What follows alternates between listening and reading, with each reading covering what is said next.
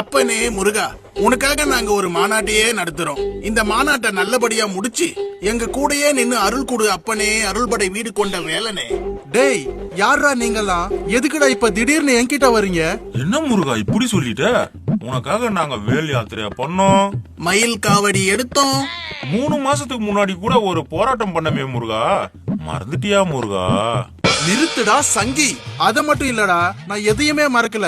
பீகார்லயும் உத்தரப்பிரதேசம்லயும் ராமரை வச்சு கலவரம் பண்ணி மக்களை ஏமாத்தினீங்க. அதுவும் உத்தரப்பிரதேசம் எம்பி எலெக்ஷன்ல தோத்து உடனே ராமரைய கழட்டி விட்டு ஜெய் ஜெகநாத்னு கோஷம் போட்டீங்களேடா, எப்படா மறக்க முடியும்? ஆஹா, முருகன் அலர்ட் ஆகுறாரே. ஒடிசாவுல பூரி ஜெகநாத்னு சொல்லி நல்லா வடையா சுட்டீங்க.